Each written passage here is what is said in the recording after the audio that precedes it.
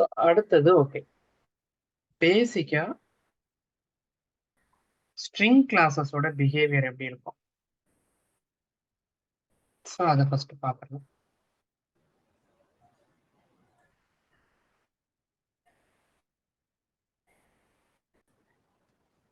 So example, நான் வந்து ஒரு ஸ்ட்ரிங் ஆப்ஜெக்ட் கிரியேட் பண்றேன்.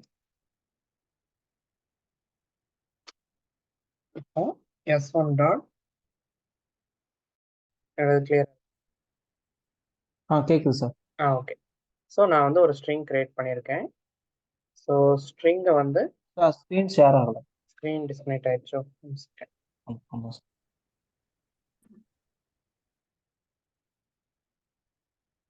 ஓகே, ஒரு ஸ்ட்ரிங் கிரியேட் பண்ணிட்டு அது கூட ஒரு கன்காட்னேட் பண்ணியிருக்கேன். அடுத்தது ஸோ அந்த ஸ்ட்ரிங் ஆப்ஜெக்டை பிரிண்ட் பண்றேன். ஓகே, ஸோ இதுக்கு என்ன அவுட்புட் வரும்? ஹாய் போட்டு அந்த 1 to 3 கன்கர்ட் ஆகி வரும் சார். ஓகே, ஸோ இதை ரன் பண்ணி செக் பண்ணி பாருங்க. அவுட்புட் பாருங்க, ஹாய் தான் வரும். இது கன்காட்னேட் ஆயிருக்காது உங்களுக்கு இந்த மாதிரி பண்ணியிருந்தீங்கன்னா. ஸோ என்ன ரீசன்னா, ஸ்ட்ரிங்கோட பிஹேவியர் எப்பவுமே என்ன சொல்லுவாங்கன்னா, ஸ்ட்ரிங் வந்து இம்மியூட்டபிள் சொல்லுவாங்க. ஃபர்ஸ்ட் திங், ஸ்ட்ரிங்கோட ஒரு பாயிண்ட் வந்து இம்மியூட்டபிள். ஸோ இம்மியூட்டபிள்ல மீனிங் என்னன்னா, ஒன்ஸ் கிரியேட் பண்ண ஆப்ஜெக்டை அதில் வந்து மாடிஃபை பண்ண முடியாதுன்னு சொல்லியிருப்பாங்க. பட் அதே நேரத்தில் உங்களுக்கு அந்த ஆப்ஜெக்டை ஓகே, அது எப்படி உங்களுக்கு மெமரியில் மேப் ஆகும்னு சொல்லிடுறேன். ஸோ நான் வந்து இப்போதைக்கு ஸ்ட்ரிங் s1 ஒன்று கிரியேட் பண்ணியிருக்கேன். ஸோ உங்களோட ஒரு ஹியூஜ் ஹீப் மெமரியில் ஒரு போர்ஷன் வந்து ஸ்ட்ரிங்கோட லிட்ரல்ஸ்க்குன்னு அலாட் ஆயிருக்கும்.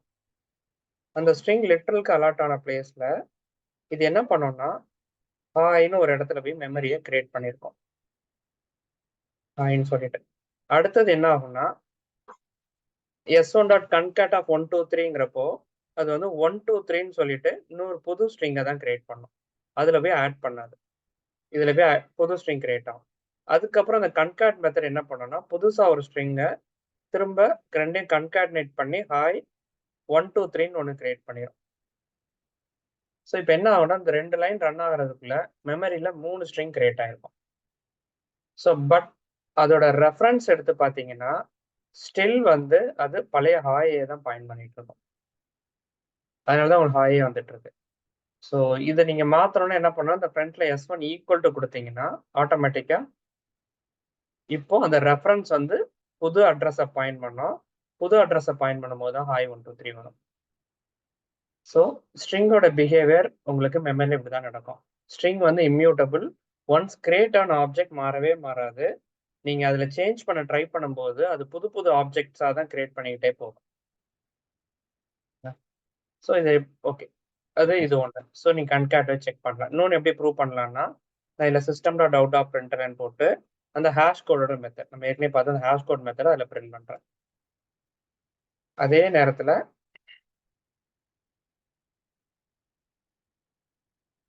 அது கன்கார்டினேட் பண்ணதுக்கு அப்புறம் அதோட ஹேஷ் கோட் மெத்தடையும் பிரிண்ட் பண்றேன். ஸோ அந்த 2 ஹேஷ் கோட் மெத்தடையும்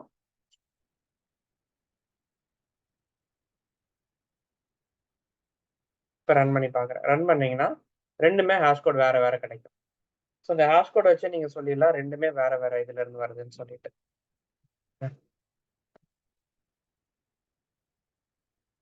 ஸோ இப்போ ஹேஷ் கோட் வந்து நான் இப்போ ஈக்குவல் டு கொடுக்காம விட்டுருந்தேன்னா, கன்காட் பண்ணியிருந்தேன்னா எனக்கு அந்த புது ரெஃபரன்ஸ்க்கே போயிருக்காது. ரெண்டோட ஹேஷ் கோட் எடுத்து பார்த்தீங்கன்னா சேமா இருக்கும்.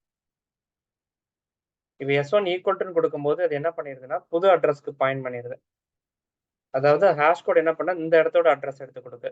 இப்போ s1 ஈக்குவல் டுன்னு சொல்லிட்டு நான் புது அட்ரஸை பாயிண்ட் பண்ணேன்னா எனக்கு இந்த ஹேஷ் கோட் கிடைச்சிடும். இப்போ அதனால எனக்கு வந்து அந்த ஈக்குவல் டு அசைன் பண்ண அப்புறம் ரன் பண்ணும்போது எனக்கு வேற வேற ஹேஷ் கோட் கிடைக்கும். பட் ஸ்ட்ரிங்ல இன்னொன்று என்னன்னா, நீங்க வந்து திரும்ப நான் புதுசா இன்னொரு ஸ்ட்ரிங் கிரியேட் பண்றேன். ஸ்ட்ரிங் s2 ஈக்குவல் டு திரும்பவும் நான் ஹாய் கொடுத்துருந்தேன்னா, அதுக்கப்புறம் இதோட ஹேஷ் கோடையும் இதோட இதையும் செக் பண்ணி பாருங்க. சேம் ஹேஷ் கோட் தான். சேம் ஹேஷ் கோட் தான் கிடைக்கும். ஏன்னா ஸ்ட்ரிங் வந்து உங்களுக்கு மெமரியில டூப்ளிகேட்டே ஆகாது. ஏன்னா என்ன பண்ணணும்னா, ஸ்ட்ரிங் வந்து உங்களோட இதை தூக்கி ஒரு சார் ஹேஷ் இது கோட் ஸ்ட்ரிங் அல்காரிதம்ல பாஸ் லிட்ரலுக்கு பண்ணணும். மட்டும் தானே அப்படி கரெக்டா? ஸ்ட்ரிங் ராப்பர் கிளாஸஸ் எல்லாம் ஒரே மாதிரி தான் பிஹேவ் பண்ணும். இல்ல நம்ம நியூ போட்டு கிரியேட் பண்ணோம்னா ஆப்ஜெக்ட் அப்போ வேற மாறும். கரெக்டா சார்? ஓகே, வர அதுக்கு டிஃபரன்ஸ் சொல்றேன் நான், ஒரே செகண்ட். ஸோ ஓகே இப்போ சார். உங்களுக்கு ஓகே இதை நான் ரன் பண்ணி பார்த்தேன்னா ஓகே ரெண்டுக்கும் சேம் ஹேஷ் கோட் கிடைச்சிருக்கும். ஏன்னா வந்து உங்களுக்கு அது ஹேஷ் அல்காரிதம் வச்சு ஃபாலோ பண்ணும். இப்போ எக்ஸாம்பிள் நீங்க ஹேஷ் அல்காரிதம் இன்னும் கிளியரா தெரியணும்னா நிறைய நேரம் வந்து சிங்கிள் கேரக்டர் கொடுத்து பார்த்தீங்கன்னா அது வந்து அந்த ஆஸ்கி வேல்யூ எடுத்துட்டு கொடுக்கும் உங்களுக்கு. அதோட ஹேஷ் கோட் இதா இருக்கும். இப்போ பி கொடுத்தீங்கன்னா அந்த ஆஸ்கி வேல்யூ வச்சு தான் உங்களுக்கு அந்த ஹேஷ் கோட் அல்காரிதமே ஃபார்ம் ஆகும். ஸோ அதனால ஸ்ட்ரிங்ல வந்து உங்களுக்கு அது ஃபர்ஸ்ட் இம்யூட்டபிள், அடுத்தது இம்யூட்டபிளா இருக்கிறதுனால ஸோ மெமரியில் வந்து டூப்ளிகேட் ஆப்ஜெக்டே இருக்காது ஸ்ட்ரிங்ல வந்து. அடுத்தது ஸ்ட்ரிங்கை நியூ கீவேர்ட் வச்சு கிரியேட் பண்றதுக்கான வித்தியாசம்.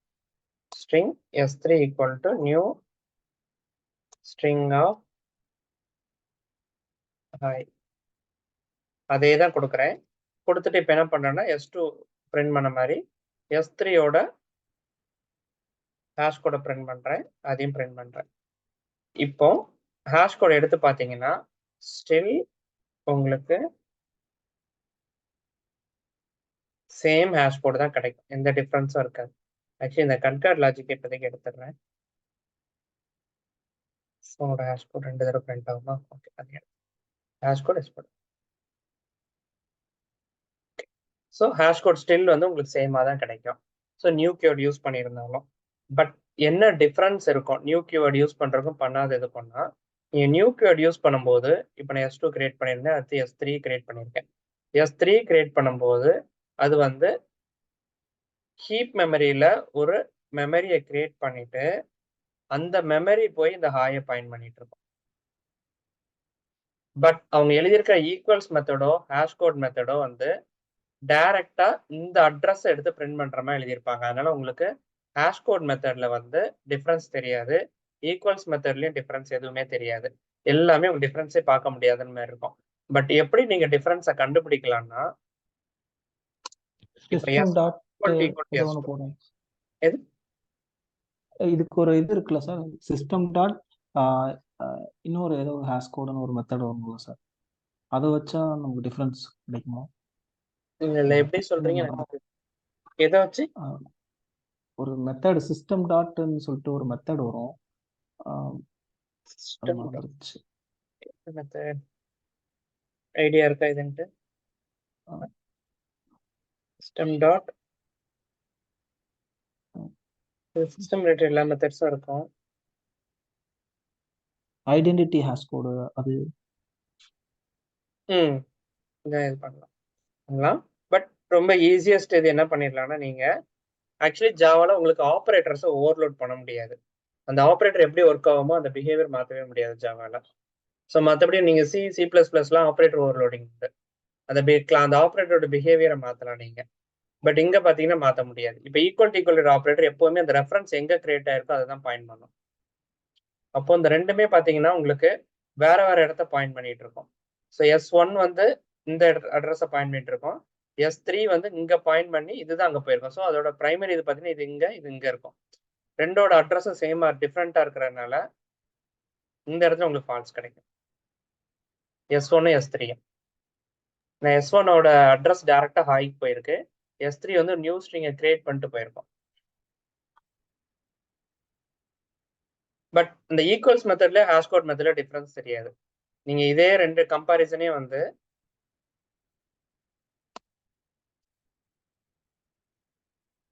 நிறைய ட்ரூ ஃபால்ஸ் பண்ணாலும் கன்ஃபியூஸ் ஆகும்.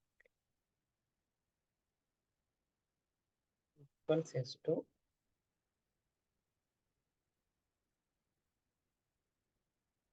ஸோ இந்த ரெண்டையும் நான் வந்து ஈக்குவல்ஸ் மெத்தட் வச்சு பண்ணும்போது டிஃபரன்ஸ் தெரியாது, ஹேஷ் கோட்லயும் டிஃபரன்ஸ் தெரியாது. ஏன்னா இந்த மெத்தட்ஸ் எல்லாமே ஸ்ட்ரிங்ல ஓவர் ரைட் பண்ணிட்டாங்க அது எப்படி ஒர்க் ஆகணுங்கிறது. பட் ஈக்குவல் டு ஆப்ரேட்டர் அவங்களால ஓவர் ரைடே பண்ண முடியாது. அதனால நீங்க எப்பவுமே ஸ்ட்ரிங்கை கம்பேர் பண்றதா இருந்தா நீங்க வந்து டபுள் ஈக்குவல் டு யூஸ் பண்ணாதுங்க. எங்கேயாவது உங்களுக்கு ரெஃபரன்ஸ் சேமான்னு செக் பண்ணணும்னா மட்டும் டபுள் ஈக்குவல் டு யூஸ் பண்ணுங்க. இல்லைன்னா டேட்டா டைப்புக்கும் உங்களுக்கு அந்த ரெஃபரன்ஸ் வந்து கரெக்டா சேம் ஆப்ஜெக்டான்னு செக் பண்றதுக்கு மட்டும்தான் ஈக்குவல் டு ஆப்ரேட்டர். ஸோ நீங்க வேல்யூஸை செக் பண்றதுக்கு, ஸ்ட்ரிங்ஸை செக் பண்றதுக்கு எதுக்குமே நீங்க வந்து ஈக்குவல் டு யூஸ் பண்ணவே செய்யாதுங்க. தப்பான அவுட்புட் தான் கொடுக்கும்.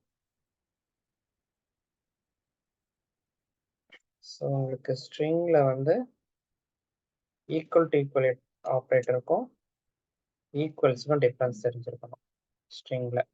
ஸ்ட்ரிங் இம்யூட்டபிள், டூப்ளிகேட் ஆப்ஜெக்ட்ஸ் வராது, அதோட ஹேஷ் கோட் எப்படி ஒர்க் ஆகும், ஈக்குவல் டுக்கும் ஈக்குவல்ஸ். ஸ்ட்ரிங்ல எனக்கு தெரிஞ்சு இவ்வளவு தெரிஞ்சிருந்தா போதும். இன்னொன்று ஜாவால உங்களுக்கு ரெகுலரா ஒர்க் பண்ணும்போது நிறைய இது நோட்டீஸ் பண்ண மாட்டீங்க. இன்னொன்று என்னன்னா, ஜாவால பாஸ் பை ரெஃபரன்ஸ்னு ஒரு கான்செப்ட் இருக்கு, பாஸ் பை வேல்யூன்னு ஒரு கான்செப்ட் இருக்கும். ஆமா சார், இந்த கொஸ்டினுக்கு எனக்கு ஆன்சரே தெரியல. இது வந்து ஒரு இன்டர்வியூல கேட்டாங்க. இது நான் இன்டர்வியூ கேட்பேன், பட் நிறைய பேர் வந்து இதை நம்ம இக்னோர் பண்ணிப்பேன். ஏன்னா ஒர்க் பண்ணும்போது இதை நம்ம மெயினா பார்க்கவே மாட்டோம். ஸோ இதையும் வரேன். இப்போ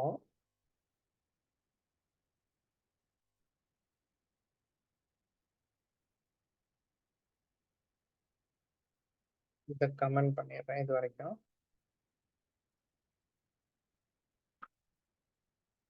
இப்போ இங்க வந்து ஒரு சின்னதா ஒரு ஸ்டாட்டிக் மெத்தட் எழுதிக்கிறேன்.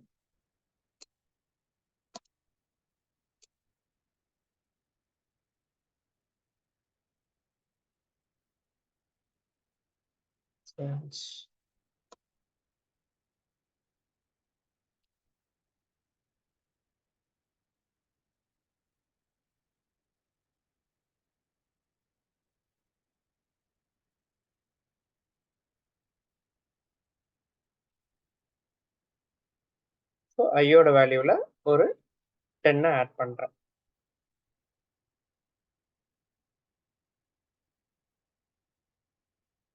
இப்போ இந்த இடத்துல என்ன பண்ணிக்கிறேன்னா, அந்த மெத்தடை கால் பண்றேன். int I equal to 25. அந்த சேஞ்ச் மெத்தடை கால் பண்ணிட்டு ஐயை பாஸ் பண்ணியிருக்கேன். இப்போ அடுத்த லைன்ல system dot out of printer ஐயை பிரிண்ட் பண்றேன். ஸோ இதுக்கு என்ன அவுட்புட் வரும்? ஸோ சேஞ்சை கால் பண்றதுக்கு முன்னாடி என்ன வரும், சேஞ்சை கால் பண்ணதுக்கு அப்புறம் என்ன?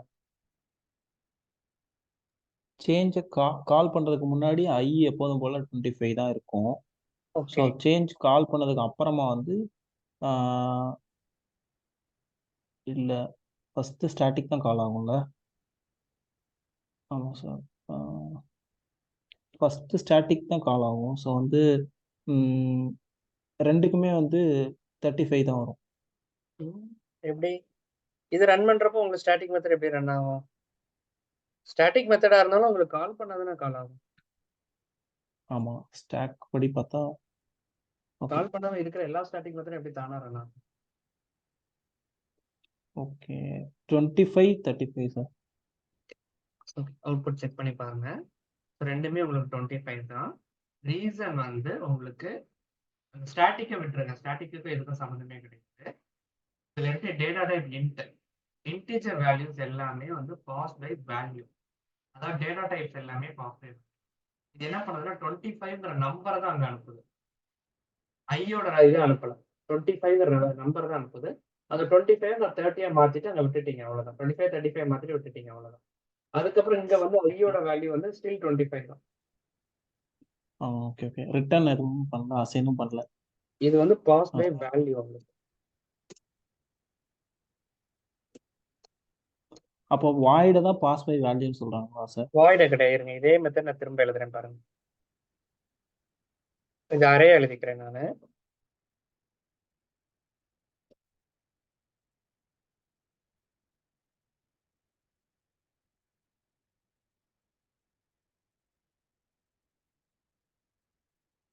அதே எக்ஸாம்பிள் தான் கீழே வந்து ஒரு அரே வச்சு எழுதிக்கிறேன். So int array equal to new int of 1, ஒரே ஒரு வேல்யூ மட்டும் வச்சுக்கிறேன். So a of 0 equal to 13 கொடுத்துருக்கேன். So system dot out of பிரிண்டரில் a of 0 என்ன பிரிண்ட் பண்ணுது, அதுக்கப்புறம் சேஞ்சுங்கிற மெத்தடை கால் பண்ணி நான் ஏங்கிற அரே பாஸ் பண்ணிடுறேன். திரும்ப a of 0வை நான் பிரிண்ட் பண்ணுறேன். ஸோ இது வந்து ஓகே. இது நம்ம என்ன ரெஃபரன்ஸ்லாம் கொடுத்துக்கலாம். உங்களுக்கு கன்ஃபியூஸ் ஆகாம இருக்கு. இதே ஏன்னே கொடுக்குறேன். ஓகே. இப்போ இதுக்கு என்ன அவுட்புட் வரும்? இந்த அரே ஆஃப் ஏ ஆஃப் 0ல 2 ஏ ஆஃப் 0க்கும்.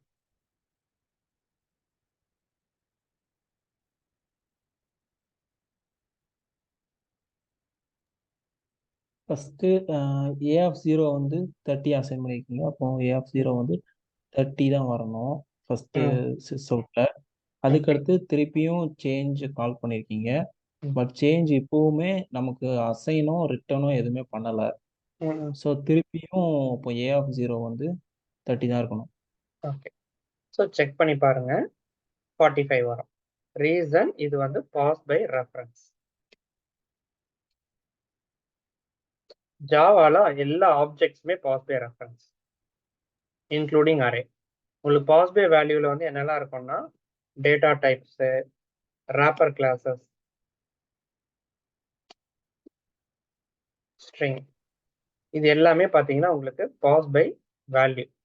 உங்களுக்கு பாஸ் பை ரெஃபரன்ஸ்ல மற்ற எல்லா ஆப்ஜெக்ட்ஸும் அரே அண்ட் ஆப்ஜெக்ட், மற்ற ஆப்ஜெக்ட்ஸ் எல்லாமே நான் மேலே சொன்ன மற்ற ஆப்ஜெக்ட்ஸ் அதை தவிர மற்றது எல்லாமே உங்களுக்கு பாஸ் பை ரெஃபரன்ஸ். இது என்ன பண்ணுதுன்னா உங்களுக்கு ஏ ஆஃப் 0 பாஸ் பண்ணும்போது இந்த 30ங்கிற நம்பரை பாஸ் பண்றதுக்கு பதிலாக உங்களுக்கு அந்த அரேயோட ரெஃபரன்ஸைவே அங்கே கொடுத்துரும். அதாவது இப்போ வந்து உங்களுக்கு அந்த ஏங்கிற ரெஃபரன்ஸே அங்கே போறதுனால அதுல ஏதாவது சேஞ்சஸ் நடந்துச்சுன்னா அது இந்த ஏலயும் உங்களுக்கு ரிஃப்ளெக்ட் ஆகும். பட் இதோட பிஹேவியரை உங்களால மாற்ற முடியாது. இது டிஃபால்ட் பிஹேவியர் ஜாவால. இல்ல எனக்கு பாஸ் பை வேல்யூ மாதிரி வேணும்னா நீங்க க்ளோன் பண்ண ஆப்ஜெக்ட் அனுப்பணும். நீங்க ஒரு க்ளோன் பண்ணி அந்த ஆப்ஜெக்ட் அனுப்பணும். ஸோ ஜாவால உங்களுக்கு pass by value and pass by reference வந்து நீங்க கண்ட்ரோல் பண்ண முடியாது. அது டிஃபால்ட்டாவே உங்களுக்கு செட் பண்ணியே வச்சிருப்பாங்க. ஸோ இதெல்லாம் பாஸ் பை வேல்யூ, இதெல்லாம் pass by reference. Sir pass by வேல்யூனா டேட்டா டைப்ஸ் ராப்பர் கிளாஸ் ஸ்ட்ரிங்குன்னு சேர்க்குறீங்க. ம். ராப்பர் கிளாஸும் வந்து ஒரு கிளாஸ் தானே. இங்க மட்டும் அரேக்கும் ஆப்ஜெக்ட்டுக்கும் மட்டும் என்ன எனக்கு புரியல சார் இது. அரே வந்து உங்களுக்கு ராப்பர் கிளாஸ்ல வராதுல்ல. ஆமா ராப்பர் கிளாஸ்ல நீங்க வராது. அரேயுமே ஒரு ஆப்ஜெக்ட் தான் உங்களுக்கு ஜாவால. ஆ அரே ஓகே. நீங்க அரே அப்படியே அப்படின்னா பிளே பண்ணி ஸ்ட்ரிங் பாருங்க. ராப்பர் ம். கிளாஸ் கூட ஒரு ஆப்ஜெக்ட் தானே அது வந்து. ஆமா, ராப்பர் கிளாஸும் ஆப்ஜெக்ட் தான். பட் அதோட பிஹேவியர் வந்து உங்களுக்கு வந்து பாஸ் பை வேல்யூவா தான் வச்சிருப்பாங்க. இதை இந்த ஸ்டாக் வச்சு சொல்லித்தாங்களா சார்? ஓகே, ஸ்டாக் வச்சு நீங்க சிம்பிளா பார்க்கணும்னா ஓகே, இதுக்கு ஸ்டாக் கூட நீட் இருக்காது. ஜென்ரலா இது உங்களுக்கு ஓகே. இங்கே நான் எப்படி சொல்லலாம்னா இதுல 25 அனுப்பும்போது 25ங்கிற நம்பர் போகும். இதுல 25ன்னு போயிடும். இப்ப நான் இதை ஜேன்னு வைக்கிறேன், நேமை மாத்தி வைக்கிறேன். இப்போ வந்து இதுல வந்து ஐ அங்க போறதுக்கு பதிலா 25ங்கிற நம்பர் தான் போவோம். அதனால எனி சேஞ்சஸ் இங்க நடக்கிறது எதுவுமே இந்த ஐக்கு சேஞ்சஸ் வரவே வராது. ஸோ இந்த இடத்துல உங்களுக்கு வந்து நீங்க என்ன பாஸ் பண்றீங்கன்னா 25ங்கிற நம்பரை பாஸ் பண்றீங்க. ஓகே. இங்க என்ன பண்றீங்கன்னா நீங்க வந்து ஏன் பாஸ் பண்ணும்போது ஓகே, இது நான் கிளியர் ஆகுறதுக்கு இதை பின்னு சும்மா ஏதாவது வச்சுக்கிறேன். இங்க வந்து நான் என்ன பண்றேன்னா அந்த ஏயோட ரெஃபரன்ஸ் அனுப்பிடுறேன். அதாவது அந்த ஏயவே அங்க அனுப்பிடுறேன். இப்போ உங்களுக்கு மெமரியில ஓகே, இதுல நான் வேணா டயக்ராம் போடுறேன். உங்களுக்கு ஏன்ட்டு ஒண்ணு இருக்கு, இன்னொரு ஸ்டாக்ல பின்னு ஒரு வேரியபிள் இருக்கு. ஸோ இந்த ஹீப்ல வந்து உங்களுக்கு ஏ வச்சு நான் ஏற்கனவே ஒரு மெமரி கிரியேட் பண்ணியிருக்கேன். அதுல ஒரே ஒரு வேல்யூ 13 இருக்குது. இப்போ நான் வந்து அந்த 30ங்கிற நம்பர் அங்க பாஸ் பண்ணல. நான் என்ன பண்றேன்னா அந்த மொத்த ஆப்ஜெக்டையுமே அங்க பாயிண்ட் பண்ணி விட்டுட்டேன். ஸோ இந்த அரேல என்ன சேஞ்சஸ் வந்து பி பண்ணாலும் அது ஏக்கு ரிஃப்ளெக்ட் ஆகும். அங்க வந்து என்ன பண்ணிருப்பேன்னா ஆக்சுவலி டேட்டா டைப்புக்கு இதே ஹீப் மெமரியே கிடையாது. ஃபர்ஸ்ட் அது தெரிஞ்சுக்கிட்டேங்க. டேட்டா டைப்ஸ் எல்லாமே ஒரு ஸ்டாக்ல தான் இருக்கும். இல்ல இது ஸ்ட்ரிங்கா இருந்துச்சுன்னா கூட உங்களுக்கு என்ன நடந்திருக்கும்னா ஸோ ஏ பி ஸ்ட்ரிங்லயே உங்களுக்கு இன்னொன்னு பாத்தீங்கன்னா அங்க என்ன சேஞ்சஸ் பண்ணாலும் இந்த ரெண்டுமே ஸ்ட்ரிங்னு வச்சிடுங்க. இப்ப ஏயும் பியும் அது வந்து உங்களுக்கு இம்யூட்டபிள் ஆப்ஜெக்ட். இப்ப ஏ இருக்குது, இது பி இருக்குது. இது பாஸ் பை வேல்யூ வேற. இன்னொன்னு என்ன நடக்கும்னா உங்களுக்கு ஏதாவது ஒரு வேல்யூவை சேஞ்ச் பண்ணா அது வந்து புது ஆப்ஜெக்டா கிரியேட் பண்ணி தான் அந்த பில பாயிண்ட் ஆயிருக்குமே தவிர ஏவோட ரெஃபரன்ஸ் அங்க பாயிண்ட் ஆகாது. இப்போ இதோட வேல்யூ வந்து ஹாய்ன்னு இருக்குன்னா நீங்க ஹாய் அங்க பாஸ் பண்ணிருக்கீங்க. அங்க ஏதாவது சேஞ்சஸ் பண்றீங்கன்னா சேஞ்சஸ் பண்ணும்போது புது ஆப்ஜெக்டா கிரியேட் ஆகும். பை டிஃபால்ட் ஸ்ட்ரிங் வந்து உங்களுக்கு இம்யூட்டபிள் ஆப்ஜெக்ட். ஹாய் 1 2 3 மாத்தினீங்கன்னா ஹாய் 1 2 3 அங்க தனியா தான் ஆப்ஜெக்ட் கிரியேட் ஆகும் ஸ்ட்ரிங் பூல்ல. அத வந்து அந்த பி தான் பாயிண்ட் பண்ணிட்டு இருக்குமே தவிர ஏ வந்து அதை பாயிண்ட் பண்ணாது. கரெக்டா? ஏன்னா ஸ்ட்ரிங் வேற உங்களுக்கு இம்யூட்டபிளா இருக்கு. ஸ்ட்ரிங் உங்களுக்கு அந்த ராப்பர் கிளாஸஸ் எல்லாம் பாத்தீங்கன்னா டிஃபால்ட்டா இம்யூட்டபிள் பிஹேவியரை ஃபாலோ பண்ணிட்டு இருக்கும். ஓகே. அதனால உங்களுக்கு அது டிஃபால்ட்டா உங்களுக்கு பாஸ் பை வேல்யூவா போயிடும் அதுக்காக. ஓகே. நம்ம ஸ்ட்ரிங் அப்படின்னா படிக்கும் இப்போ போதே வந்து பார்த்தோம்ல, எந்த வேல்யூவை நீங்க சேஞ்ச் பண்ணாலும் அது புதுசா தான் கிரியேட் பண்ணும்.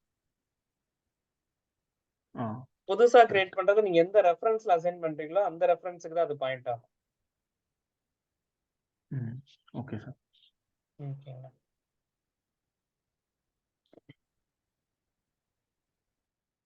ஸோ பட் நீங்க ஷார்ட்டா ஞாபகம் வச்சுக்கிடணும்னா உங்களுக்கு அந்த பாஸ் பை வேல்யூல இதெல்லாம் பாஸ் பை வேல்யூ. வேல்யூ கொடுத்துருந்தாங்கன்னா அது வேல்யூ தான் அங்க போகும். அந்த வேல்யூல அங்க என்ன சேஞ்ச் நடந்தாலும் அது கால் பண்ண இடத்துல எந்த இம்பாக்டும் இருக்காது.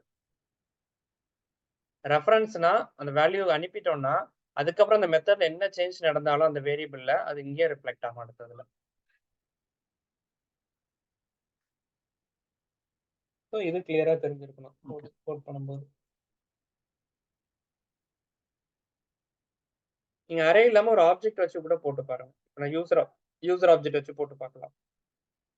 யூசர் ஆப்ஜெக்ட் உங்களுக்கு பாத்தீங்கன்னா ஒரு பாஸ் பை ரெஃபரன்ஸ் தான். ஸோ நான் வந்து இது பண்றதுக்கு பதிலா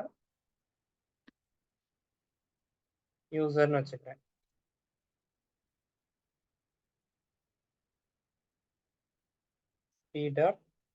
set age of 55 செட் பண்ணிடுறேன். அவ்வளவுதான். அங்க எதுவுமே பண்ண தேவையில்ல. இப்போ யூசர் ஆப்ஜெக்ட் வந்து நான் இங்க வந்து ஒன்னு கிரியேட் பண்றேன். User u1 equal to new user.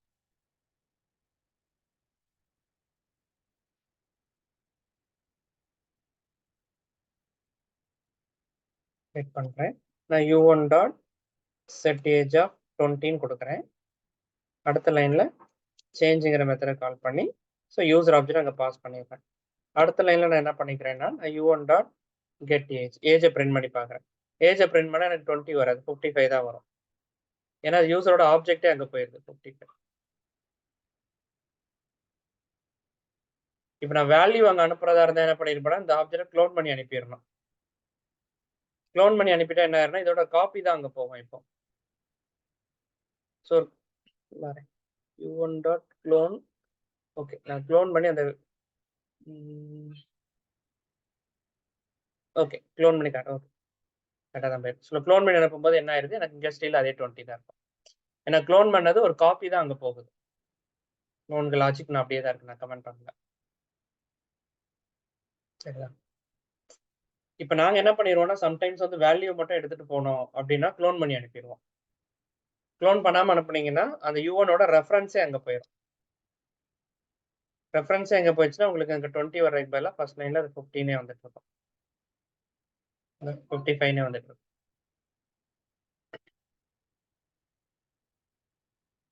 So இது டிஃபரன்ஸ் தெரியுதா எப்படி வருதுன்ட்டு? ஸோ அப்போ ஜாவால sir Java is pass by value or pass by reference கேட்டாங்கன்னா அப்போ நம்ம ரெண்டுமே இருக்குன்னு நீங்க பிரிச்சு சொல்லணும். சொல்லணும் கரெக்டா. அதுவா இதுவான்னு சொல்லி ஒரே லைன்ல சொல்ல முடியாது. Okay okay sir. உங்களுக்கு data types wrapper classes string எல்லாம் வந்து பாஸ் பை வேல்யூவா ஒர்க் ஆகும். ஸோ நீங்க அரேஸ் அது போக மற்ற ஆப்ஜெக்ட்ஸ் எல்லாமே வந்து பாஸ் பை ரெஃபரன்ஸா ஒர்க் ஆகும்னு சொல்லிடணும். இல்ல எனக்கு அந்த ஆப்ஜெக்டோட வேல்யூ மட்டும் எடுத்து இன்னொரு இடத்துக்கு நீங்க பாஸ் பண்ணணும்னு கேட்டாங்கன்னா நான் க்ளோன் பண்ணி அனுப்பிடுவேன்னு சொல்லிடுறேன் சிம்பிளா. Okay okay sir. Okay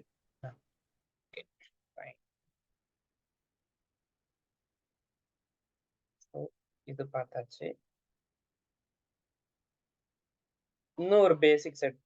okay அட்வான்ஸ்ல இன்னொரு பிகினர் இது என்ன இது பண்ணிடுறேன்னா இன்னர் கிளாஸ் எப்படி பண்ணணும்னு சொல்லிடுறேன். பட் நெக்ஸ்ட் செஷன் வரும்போது நான் என்ன பண்ணுவேன்னா கொஞ்சம் ஜாவா 8ஓட ஃபீச்சர்ஸை ஸ்டார்ட் பண்ணுவேன். பட் இப்போ நான் ஜாவா 8ஓட ஃபீச்சர்ஸை ஸ்டார்ட் பண்ணல. அதுக்கு போறதுக்கு முன்னாடி கன்ஃபியூஷன் இல்லாம இருக்கிறதுக்கு அந்த பேசிக்ஸை ஃபுல்லாக கிளியர் பண்ணி விடுறேன் நான். இது எல்லாமே ஜாவா 1.5லேயே இருக்கிற ஃபீச்சர்ஸ் தான். ஸோ இன்னர் கிளாஸ் வந்து அதுலேயே 2-3 டைப் இருக்கு. பட் அது எல்லாமே இப்போ தேவையில்லை. இப்போ வந்து அனாமியஸ் இன்னர் கிளாஸ்னு ஒரு கான்செப்ட் இருக்கு. அதோட பேஸ் மட்டும் சொல்லிடுறேன். சார் பிஃபோர் ஒரே ஒரு கொஸ்டின் சார். இந்த பாஸ் பை ரெஃபரன்ஸ் இப்போ இதுல நீங்க வந்து ஸ்டாட்டிக்கா வச்சிருந்தீங்கல்ல சார், இந்த ஆமா, மெத்தட ஓகே. வந்து ம். ஆ, அது எதுக்காண்டி ஸ்டாட்டிக்கா வச்சு நீங்க அது அனுப்புனீங்க? கால் பண்ண ஈஸியா இருக்கணுங்கிறதுக்காக வச்சேன். வேற ஒண்ணும் கிடையாது. வேற ஒண்ணும் இல்லைல்ல. வேற ஓகே ஓகே ரீசனே கிடையாது. நான் இதை எடுத்துட்டு நான் வந்து சரி இத சார். ஆப்ஜெக்ட் வச்சு கால் பண்ணாலும் ஒண்ணுதான். ஆப்ஜெக்ட் வச்சு ஓகே சேம் அவுட்புட் தான். நான் ஓகே ஜஸ்ட் அது ஓகே சார். கால் பண்றதுக்கு ஈஸியா இருக்கணும் தான். அதான் சொன்னேன். ஸ்டாட்டிக்குக்கும் அதுக்கும் சம்மந்தம் கிடையாதுன்ட்டு. ஸோ இப்போ நான் எல்லாம் ஓகே எடுத்துட்டு நான் T1 டாட் கொடுத்தாலும் எனக்கு சேம் அவுட்புட் தான். Okay okay sir. ஓகே சரி, ஒரு ஆப்ஜெக்ட்டை கிரியேட் பண்ணி அதையும் இதையும் கன்ஃபியூஸ் பண்ணுமே மாதிரி இருக்குன்னு சொல்லி கிரியேட் பண்ணேன். ஸ்டில் சேம் அவுட்புட் ரன் பண்றேன். அதே 55 தான். இப்போ இதை நான் க்ளோன் பண்ணி அனுப்பியிருந்தேன்னா இங்க 20 இருக்கும். 20 வரும். ஏன்னா அதோட நியூ ஆப்ஜெக்ட் அங்க போயிடுது, டேட்டா அங்க இருக்கும். ஸோ உங்களுக்கு ஸ்டாட்டிக்குக்கும் இதுக்கும் இதுல நான் ரிலேட்டே பண்ணல. பாஸ் பை ரெஃபரன்ஸ்க்கும் வேல்யூக்கும். Thank you sir. இப்போ இன்னர் கிளாஸை பொறுத்த வரைக்கும் நான் இதுக்கு வந்து ஒரு சிம்பிள் எக்ஸாம்பிள், நீங்க ஏற்கனவே ஒர்க் பண்ணியிருந்தா த்ரெட் எடுத்துக்கிறேன். Thread concept. ஸோ இப்போ நான் வந்து ஒரு த்ரெட் கிரியேட் பண்றதா இருந்தால் என்ன பண்ணியிருப்பேன்னா, ஸோ தனியா ஒரு கிளாஸ் கிரியேட் பண்ணியிருப்பேன். அந்த கிளாஸ் வந்து ஓகே நான் டாஸ்க்னு எழுதிக்கிறேன்.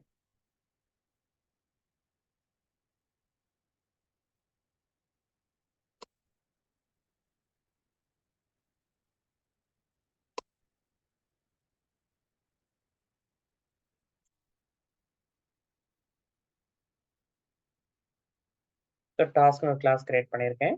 உள்ள வந்து ரன் இம்ப்ளிமெண்ட்ஸ் ரன்னபிள் கொடுப்போம்.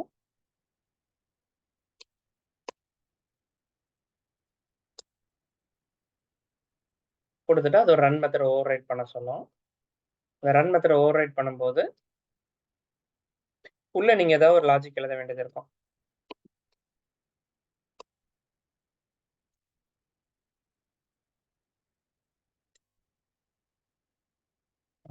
ஸோ இதுக்குள்ள ஏதோ ஒரு லாஜிக் எழுதுவோம், இல்லை வேற ஏதோ ஒரு மெத்தடை கால் பண்ணியிருப்போம். சம்திங் ஏதோ ஒன்று எது த்ரெட்டாக ரன் பண்ணணுமோ இதை எழுதியிருப்போம்.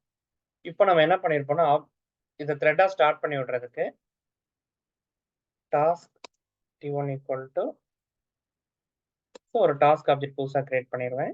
ஸோ கிரியேட் பண்ணிட்டு ஓகே கீழே அதே ரெஃபரன்ஸ் இருக்கு. ஸோ நான் T2ன்னு வச்சுக்கிறேன். அடுத்தது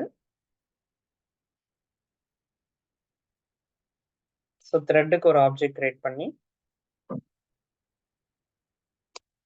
அதில் அந்த டாஸ்க் ஆப்ஜெக்டை உள்ள கொடுத்துருப்பேன். கொடுத்துட்டு நான் என்ன பண்ணியிருப்பேன், TH1 டாட் ஸ்டார்ட்னு கொடுத்துட்றேன். இப்போ வந்து அது என்ன ஆயிரும்னா த்ரெட்டாக ஸ்டார்ட் ஆயிருக்கும். அது த்ரெட்டாக ஸ்டார்ட் ஆகிறதுனால நான் ஃபர்ஸ்ட் ஸ்டார்ட் பண்ணியிருப்பேன், அவுட்புட் கடைசி வரும். இல்லை அடுத்தோட ரன் பண்ணுறப்ப இடையில வரும், எங்கே வேணாலும் வரலாம் அந்த அவுட்புட். டிபெண்ட்ஸ். ஓகே எனக்கு இதில் சேஞ்ச் பெருசாக தெரியல, பட் எங்கேனாலும் ரன் ஆகலாம். இதோ இப்போ இடையில வருது. இப்போ எனக்கு என்னன்னா த்ரெட்டுக்கு ஆக்சுவலி அந்த இம்ப்ளிமெண்டேஷன் ரொம்ப simple implementation, one line implementation. Maybe இந்த த்ரெட்டோட லாஜிக் வந்து ஏதாவது ஒரு இடத்துல தான் தேவைப்பட்டிருக்கும். இந்த மாதிரி ரொம்ப சிம்பிள் இது ஒரு இடத்துல தேவைப்படுது இந்த மாதிரிலாம் வருதுன்னா இதுக்கு ஒரு கிளாஸ் கிரியேட் பண்ணி அந்த கிளாஸ் அந்த மாதிரி ஆப்ஜெக்ட் கிரியேட் பண்ணி எல்லாம் கால் பண்றதுக்கு பதிலா அந்த டாஸ்க் கிளாஸை நான் வந்து என்ன பண்ணிடுவேன்னா அந்த ஷார்ட்டா நான் வந்து அந்த கிளாஸ் இல்லாமலே நான் வந்து ஒரு இம்ப்ளிமெண்டேஷன் கொண்டு வரலாம்.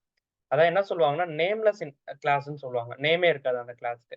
இப்போ நான் ரன்னபிளுக்கு ஒரு த்ரெட் எழுதுறதா இருந்தா ரன்னபிள் ஒரு ஆப்ஜெக்ட் கிரியேட் பண்ற மாதிரியே சின்டாக்ஸ் எழுதுவாங்க. எழுதிட்டு அந்த செமிகோலன் வைக்கிற பதிலா கர்லி பிரேஸ் ஓபன் பண்ணிடுவாங்க. இதுக்கு மீனிங் என்னன்னா நான் ரன்னபிளுக்கு ஒரு சப் கிளாஸ் கிரியேட் பண்ணியாச்சு, அதோட இம்ப்ளிமெண்டேஷன் இங்கேயே கொடுத்துடலாம். அப்போ அன்இம்ப்ளிமெண்டட் மெத்தட் உள்ள எழுத சொன்னாங்கன்னா அப்படியே கர்லி பிரேஸ்ல ஓவர் ரைட் பண்ணி மெத்தட் இங்கே எழுதிடலாம். சார் இது வந்து ஃபங்க்ஷனல் இன்டர்ஃபேஸா இருக்கிறதுனால தானே இது இப்படி இல்ல இல்ல வர பண்ணிருக்காங்க. வர ஃபங்க்ஷனல் இன்டர்ஃபேஸ் வரவே இல்ல. இது ஜாவா 1.2ல இருந்தே இருக்கு. இது inner class okay concept. Okay so நான் இதுல இருந்து எதுக்கு ஃபங்க்ஷன் இன்டர்ஃபேஸ் போனாங்கங்கிறது நான் அடுத்ததுல சொல்றேன். இது ஃபங்க்ஷன் இன்டர்ஃபேஸே கிடையாது. நான் ஜாவா 8லயே ஒர்க் ஆகும். இது Java 7 sorry function Java 7 Java 5லயே ஒர்க் ஆகும். Okay sir. நீங்க பழைய வெர்ஷன் ஆஃப் ஜாவாலே ஒர்க் ஆகும். ஸோ இன்னர் டாஸ்க்னு கொடுத்துருக்கேன். இப்போ இது வந்து ஒரு நேம்லெஸ் இன்னர் கிளாஸ். இங்க என்ன பண்ணியிருந்தீங்கன்னா இம்ப்ளிமெண்ட்ஸ் ரன்னபிள் போட்டு ஒரு கிளாஸ்ல இம்ப்ளிமெண்ட்ஸ் ரன்னபிள் போட்டு ரன் லாஜிக் எழுதுறீங்க. இங்க டாஸ்க்னு ஒரு கிளாஸ் நேம் இருக்கு. இங்க டாஸ்க்னு ஒரு கிளாஸ் நேமே இருக்காது. R1ங்கிற ரெஃபரன்ஸ் தான் இருக்கும். நான் புதுசா இன்னொரு த்ரெட் ஆப்ஜெக்ட் கிரியேட் பண்றதா இருந்தா ஸோ த்ரெட் TH2 கிரியேட் பண்ணிட்டு இதுல ஆப்ஜெக்ட் வந்து R1 அப்படியே பாஸ் பண்ணிடலாம். பாஸ் பண்ணிட்டு TH2 ஸ்டார்ட் பண்ணிக்கலாம். இப்போ இது தனி த்ரெட். இது கிளாஸ் வச்சு பண்ணியிருக்கேன். இது கிளாஸ் இல்லாம பண்ணியிருக்கேன். JDK 1.4ல இருந்தே ரன் ஆகும். 1.4ல 1.3 இது இன்னர் கிளாஸ் கான்செப்ட் வந்ததுல இருந்து 1.2ல இருந்தே இருக்கு இந்த கான்செப்ட்ஸ். ஸோ ரெண்டுமே த்ரெட்டாக தான் ரன் ஆகுது. இதுக்கு கிளாஸ் எழுதி அதை இன்வோக் பண்ணியிருக்கேன். இதுக்கு கிளாஸ் எழுதாம நான் லாஜிக்கா அந்த இடத்துல எழுதிட்டு போயிடுறேன். ஆன் தி ஃப்ளைல நம்ம அங்கேயே எழுதிட்டு போகலாம். இது வந்து அனாமியஸ் இன்னர் கிளாஸ்ன்னு சொல்லுவாங்க. ஸோ ஆக்சுவலி நெக்ஸ்ட் செஷனுக்கு இதெல்லாம் அப்படியே ஒரு தடவை கோ த்ரூ பண்ணிட்டு வந்துட்டீங்கன்னா கொஞ்சம் ஈஸியா இருக்கும். நம்ம ஜாவா 8ஓட கான்செப்ட்ஸ்குள்ள உள்ள போறதுக்கு. ஸோ ஓகே ஓகே ஓகே, இது அப்படியே வேணா ஒரு தடவை ஃபுல்லாக கோ த்ரூ பண்ணிருங்க. ரெக்கார்டிங் நான் மோஸ்ட்லி நாளைக்கு நான் போட்டு விட்டுறேன், அப்லோட் பண்ணிட்டு. சரி சரி சார் ஓகேங்க. இதுல ஒரு காமனான கொஸ்டின். சொல்லுங்க. இப்போ இந்த டூ ஸ்ட்ரிங் அப்புறம் அந்த ஈக்குவல்ஸ் ஹேஷ் கோட் எல்லாம் சொன்னீங்களா சார்? ம், ம். இதெல்லாம் நம்ம ப்ராஜெக்ட் ரியல் டைம் ப்ராஜெக்ட் வரும்போது நம்ம ஓவர் ரைட் பண்ணி யூஸ் பண்ணுவோமா? ஏன்னா கண்டிப்பா பண்ணுவோம். அப்படி ஓ அப்போ நம்ம ஓவர் ரைட் பண்ணிட்டோம் அப்படின்னா அது மிச்சவங்களுக்கு அது டிஸ்டர்பன்ஸ் ஆகாதா சார்? சப்போஸ் இல்ல அது ஆகாது. அது நம்ம இதெல்லாம் ஜென்ரிக்கா தான் பண்ணுவோம் நிறைய பேர் இதுக்கு வந்து. ஸோ அந்த க்ளோன் லாஜிக்லாம் ஓகே எல்லாத்துக்கும் தேவைப்படும். அதனால தான் பண்ணுவோம். Okay okay sir. ஸோ ஏன்னா அரே லிஸ்ட், லிங்க் லிஸ்ட், கலெக்ஷன்ஸ்லாம் போனீங்கன்னா அதுல க்ளோன் வந்து பை டிஃபால்ட் இம்ப்ளிமெண்ட் பண்ணியிருப்பாங்க. ஆமா ம் அதெல்லாம் கரெக்டா க்ளோன் ஆகும். நம்ம எழுதுற ஆப்ஜெக்ட்டுக்கு நிறைய நேரம் எல்லாத்தையும் க்ளோன் பண்ண வேண்டியது இருக்காது. இப்போ எக்ஸாம்பிள் வந்து சில கிளாஸஸ்ல பாத்தீங்கன்னா உங்களுக்கு வந்து சும்மா ஃபீல்ட்ஸ் வந்து அது கிரியேட்டட் டேட்டு, சில ஸ்டேட்டஸ்லாம் இருக்கும். அதெல்லாம் க்ளோன் பண்ணும்போது வர வேண்டியது இருக்காது. டேட்டாபேஸ்ல ஒரு ரெக்கார்ட் எப்போ கிரியேட் ஆச்சு, எப்போ அப்டேட் ஆச்சு, எப்போ டெலிட், சில ஃபீல்ட்ஸ்லாம் அந்த மாதிரி இருக்கும். அந்த ஃபீல்ட்ஸ்லாம் நீங்க க்ளோன் பண்ணும்போது தேவைப்படாது. அதனால க்ளோன் ஓகே பண்ணும்போது என்ன வேணுங்கிறது வந்து நீங்க ஜென்ரிக்கா அது காமனா எழுதி வச்சுக்கலாம் அந்த கிளாஸுக்கு. Okay okay sir. ஓகேங்களா? அதனால அந்த க்ளோனு, ஈக்குவல்ஸ்லாம் பாத்தீங்கன்னா உங்களுக்கு வந்து 2 ஆப்ஜெக்ட் சம்டைம்ஸ் இப்போ நீங்க பஸ்ல டிக்கெட் புக் பண்றீங்க. புக் பண்ணும்போது ம் ஒரே நேரத்துல 2 பேர் புக் பண்ணக்கூடாதுன்னா அது ஒரே சீட்டா இல்லையாங்கிறது எப்படி கண்டுபிடிப்பீங்க?